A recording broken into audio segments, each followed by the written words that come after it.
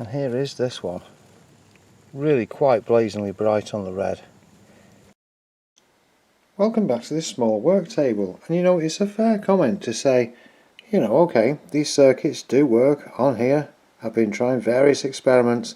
What happens away from the table? Well, we'll go outside and find out. But first of all, let's take this circuit off the table. A new discovery today is you can see it flashing. Well, it actually connects to this wire, which goes to the red wire there that goes out through the window. And that doesn't even get plugged into the ground outside. It's just a wire that runs. And it's about 10 feet. Now please do excuse any wind noise if there is some. But I had an idea, and that was to bring this outside. We've got this horrible looking tin stuff on the side of the house at the moment. But I wondered if it itself might collect energies in any way. So I've got this now, this circuit dangling. Let's pick it up. And we're going to be able to see in this light. Well, I think you might agree. Yes, we can. And look at the speed of the flash. Absolutely incredible. It's basically on all the time. It might not show up, but there we are. The flash rate is near enough, about what, 23 times a second or somewhere, near enough constant light. That's amazing. Now, while it's just dangling like that, you might think it's bad house wiring, but if you put two rods in the ground about 4 feet apart and connect up something like a crystal radio earpiece, you'll hear the 60 Hertz, or presumably the 50 Hertz in Europe, the mains, and everybody dumps the mains into the ground, and that's what I think we're harvesting here. Plus, of course, most devices in the USA only use 2 pins into the wall. They don't even use the ground. So there's some emissions coming off, and that might be United States specific because of the lack of ground pins. A lot of people actually break the things off. But there we are with that incredible flash rate, and I'm thinking of removing me now, just sticking a rod in the ground. Don't know how that's going to impact and whether it's still going to work. But this side's the ground that I've got hold of, and the other one is the collecting part for the 2 diodes and capacitor. What I've got now is a drill bit going into the ground and then connected to this wire, and would you look at that. You can just, it's really bright to the eye. It's on continuously, it's really bright. And that is an amazing success. I mean, look at that.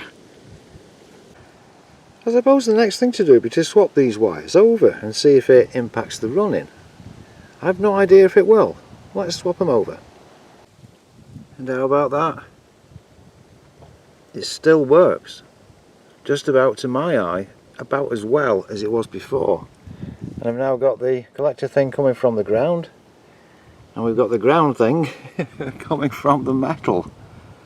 And there it is, blazing bright. So here's another question then. Instead of using the metal here, can I simply hold that connection? By the way, the metal piece did come away, so that's why I've got it clipped onto the side. And sure enough, just got hold of it in my hand instead. The other end is going into the ground. So there we are. That's well out of the room, so that answers that question about it just being the room that may be a trouble or something. I'd suggest trying this, just plugging into your ground outside, because of course the ground currents are always grounded, and it looks like we're reusing them. Very exciting. Okay, well, I've now fixed this one. I've resoldered that on the corner, but while I was indoors I thought I'll make another one, and this time just put 120 turns on each side. See if it still runs as well, and also instead of the 5.6 meg mega ohm resistor, I've used 4.7 meg instead. So I'll test this one next. Right, let's just try this one for functionality. Now what I've done is, you can see it flashing already. I've got the input side, it's supposed to be power input, that's now me. And this bit of a leg coming out at the front is supposed to be the ground, and in fact is working as the collection. So it's really quite interesting, but it is working. Okay, well, next thing, take it outside and try it.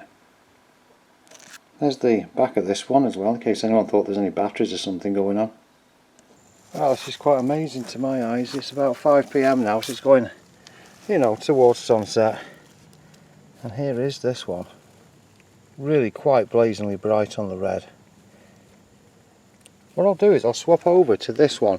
This is much more like a regular Joule Thief. 1.5k is all of the resistor to the base, and that is just a little piece of ferrite with 100 turns of 30 AWG. We'll try that one on. So there's how this one goes.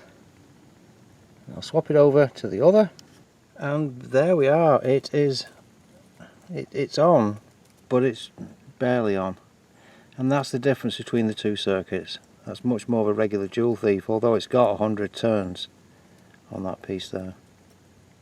So looking at the output of this, well, I think the next video should be about putting this circuit in a couple of solar garden lights, something like that. I mean, I know this will have something to do with it, this big long sheet here, but for an actual ground connection there is just a screw now, a couple of inches into the ground. But yes, I think that's what's going to follow this. We'll make this into a decent enough project. Alright, thanks very much for watching, and see you next time.